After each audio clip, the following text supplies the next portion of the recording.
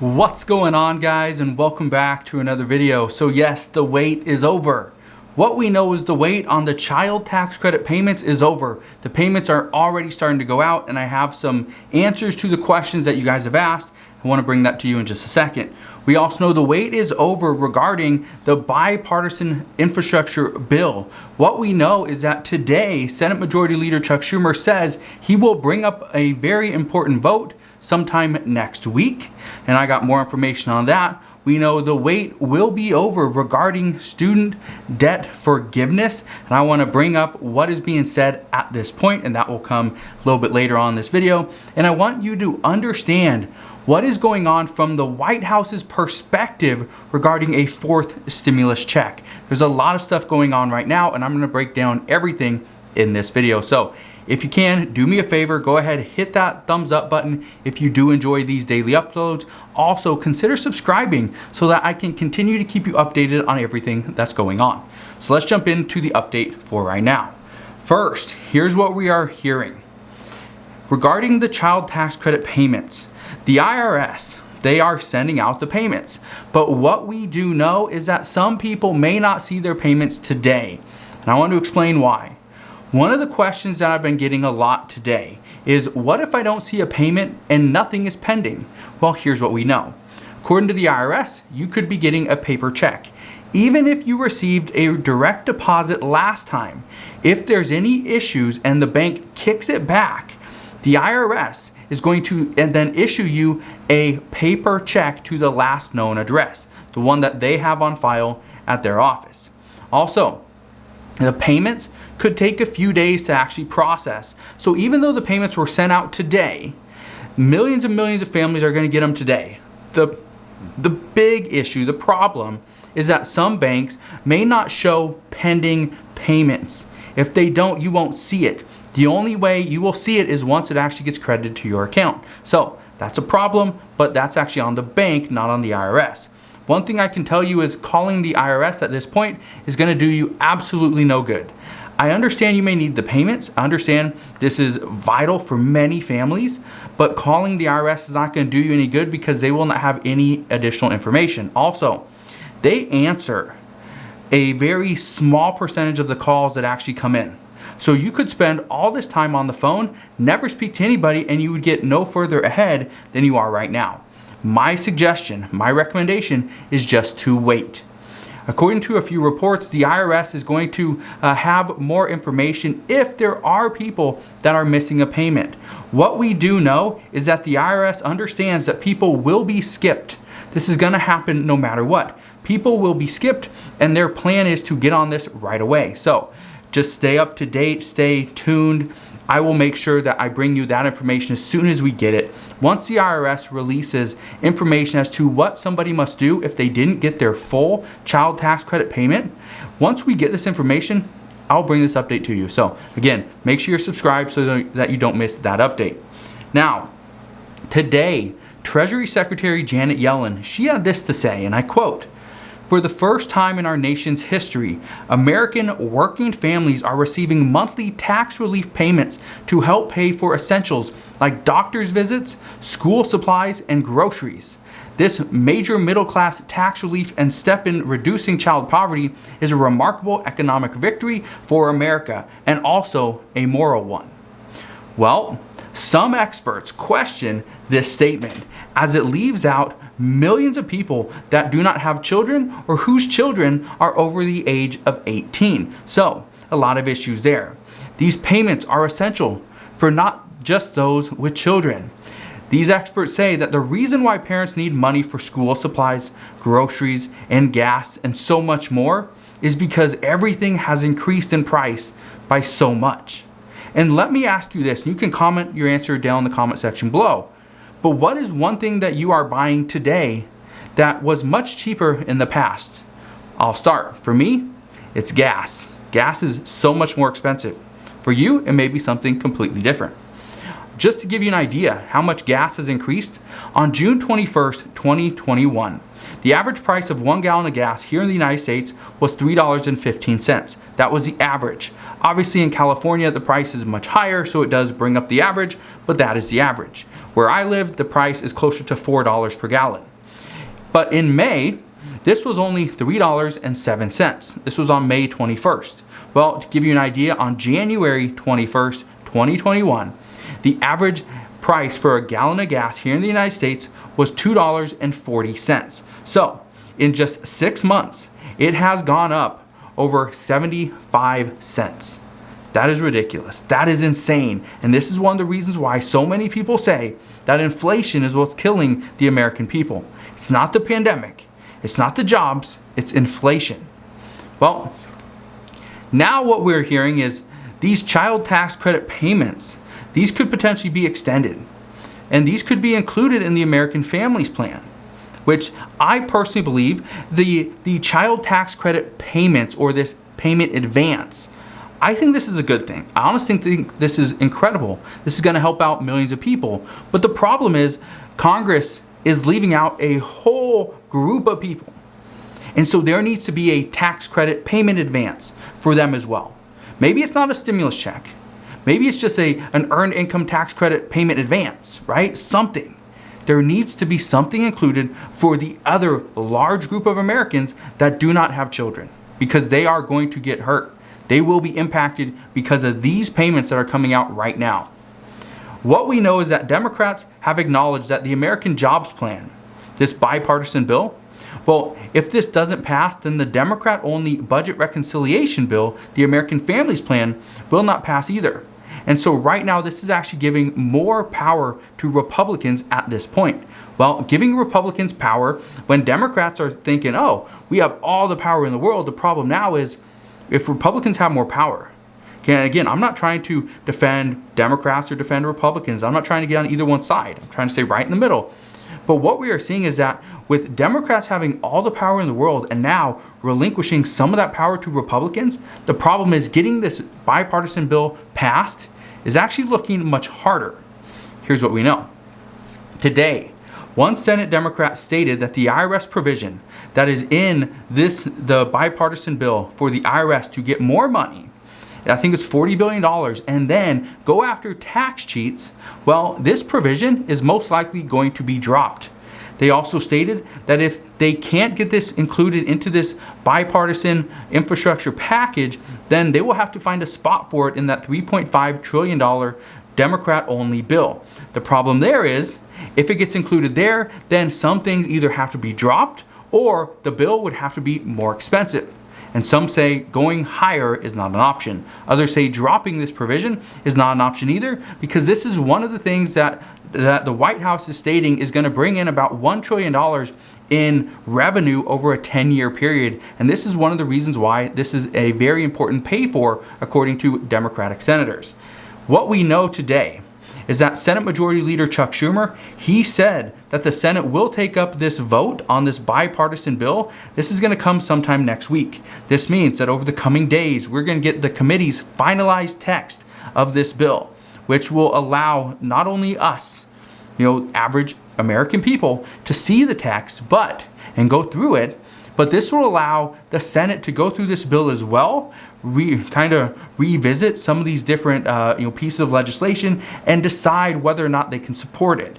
Democrats at this time need all 50 Democrats on board in order to get this passed, and it needs 10 Republican votes as well. So this is becoming a big issue. What we're hearing is that if this IRS provision gets dropped, more Republicans will vote for it. More Republicans will support it. But Democrats will not unless it gets added on top of that $3.5 trillion infrastructure package, which again, could create more and more issues. What we are hearing right now, some are saying that it is going to be hard to support a bill if the pay-fors are not there. But others think that the pay-fors should be adequate enough to pass. And this is why some are saying that this IRS provision, this IRS policy, is essential to get this bill passed, because if it's not included, there's nothing in this bill that's going to pay for that roughly $600 billion of additional funding, or that would actually go on top of the deficit. So Senator Joe Manchin says he would not support this bill if it has more and more, or adds more to the deficit. So we'll see what happens there. But here's something else that I want to bring up to your attention. Right now, nobody's talking about stimulus, especially when it comes to Speaker Pelosi, Senate Majority Leader Chuck Schumer, or President Biden. And I want to explain why. Here's what we're hearing. Reports indicate today that the White House is being very cautious not to use the word stimulus. They are saying this because President Biden, and again, President Biden has called these child tax credit payments, which are considered stimulus to some. These will help stimulate the economy. These will help give American people more money, families more money, children will be lifted out of poverty. Hopefully the family will as well, right? Obviously, that's the way it works. But President Biden, he has not called these stimulus checks. He's called these tax credit payments, child tax payments, tax cut payments, and monthly payments. Some even call these anti-poverty payments, okay? But one economist is saying that many expect a high inflationary impact because of these payments. And this is one of the reasons, and again, this just means everything's gonna get more expensive. You go to get a gallon of gas, it's $3.50 or whatever, well, it's gonna get more expensive. Buy gas today because tomorrow it's gonna be more expensive. You want to go buy a new car? Well, buy it today because in a month it's going to be more expensive. You want to go and get a house? Well, buy it today if you can, because in a month it's going to be more expensive, right? So things are getting more and more expensive. That is one thing I want to keep you up to date on, is really what are we seeing? What is this inflationary impact that we're seeing? Everything's going up. And this is one of the reasons why this group of close to 100 lawmakers is pushing President Biden and the Biden administration to include a fourth stimulus check. They say if a fourth stimulus check is not included, then another form of direct payments must be passed for the American people, because not everybody is going to receive a child tax credit payment. Not everybody is going to get more unemployment benefits. 26 states are canceling their unemployment benefits from the federal government. That's that $300 per week boost. That's pandemic unemployment assistance. That's long-term unemployment as well. 2 states are actually being sued, and were sued successfully, so they will continue to make these payments. 1 state is a Democratic state, and they are actually lowering their payment amount in order to extend it and lift it up even higher later on. So they're not taking this money lightly. They're not just giving this money back. They're using this money. They're using this money to their own benefit for future unemployment. Okay, so that's pretty big there. One thing that I can tell you right now is stimulus checks of a monthly payment. This monthly payment talk. This is not something that many lawmakers are expecting to pass. Many lawmakers, even though they push for this, some experts, okay, some campaigning experts are saying the only reason why lawmakers push for something like this extreme as a monthly payment is in order to keep their name in the media. And you may see this all the time, and I continue to talk about certain lawmakers that do push for this. One of the people that have pushed for this is Senator Bernie Sanders. And I talk about him quite a bit, not because he was pushing and one of the first initial people to push for that $2,000 per month stimulus check, but because he has a major role in the Senate, right? But he's the head of the Finance Committee or the Budget Committee. I don't remember which one. It's one of the two. But again, it's a very important role. It goes through him. This budget reconciliation bill, he is the head of it. It's him. Well, you got people like Representative Pramila Jayapal, who's the head, who's the chairwoman of the U.S. Progressive Caucus. She continues to push for $2,000 per month stimulus checks. So does Ilhan Omar. She continues to push for this as well. We knew before, past Senator Kamala Harris, she pushed for this. Now Vice President. She was one of the original ones that pushed for that $2,000 per month stimulus check. Well, what did that get her? Right? Was she laughed at? No. She was made vice president. She was picked to be vice president, jump on the ticket with President Biden. That's what happened. So when we see this, that, oh, this person's asking for a $2,000 monthly stimulus check, don't take it so seriously. And again, this is something that I'm going to continue to bring up, is because even though $2,000 may be considered, a monthly check at this point is considered too expensive, and it would cause a massive amount of additional inflation on top of what we're already seeing. So it's not looking good right now for monthly stimulus checks. Now, something else I want to bring to your attention is something that President Biden promised. Many people are saying that President Biden promised them certain things, and his promises are what got him in the White House. And let me ask you this. Did President Biden give you a promise, and that was the sole reason why, or one of the main reasons why, you voted Democrat? Let me know. You can always answer that question down in the comment section below. Here are some of the promises that President Biden made. He promised a Social Security boost of $200 per month, I believe, for 2 years. That was going to be pretty substantial. Was that going to be $2,400 per year or $4,800 after 2 years? That was a pretty good boost. Well, that hasn't been fulfilled yet. Many don't expect this is going to be fulfilled because $200 per month for a Social Security boost just wouldn't be adequate. Some say that it wouldn't be fair to provide $200 per month on Social Security. It would be better to provide a percentage, but not a 1.3% cost of living adjustment. Here in 2022, we could potentially see a 5.4% cost of living adjustment, which would be the second highest cost of living adjustment in the past 10 or 13 years, actually. The last one was, I believe, 5.8%. And this was back in 2008, which was right before we went through that huge, life-changing financial crisis, housing crisis, whatever crisis you want to call it. And President Biden was the vice president at that time. We also know President Biden has not fulfilled his promise in student debt forgiveness.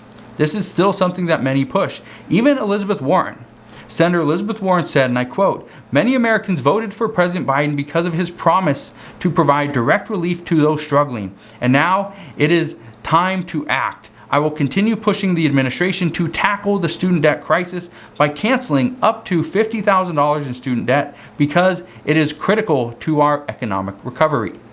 Well, $50,000, up to $50,000 would be a huge boost. But here's one of the things I want to bring to your attention.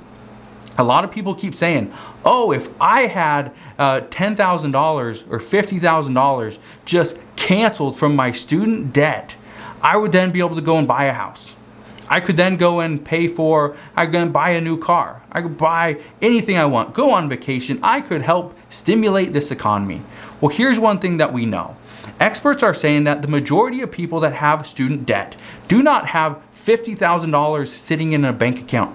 They are most likely getting paycheck to pay, pretty much living paycheck to paycheck, getting by week to week. So what we are hearing is just because someone cancels $50,000 in student debt, all it's really doing is not freeing up $50,000 immediately just like that. No, it's actually freeing up about $200 to $400 per month.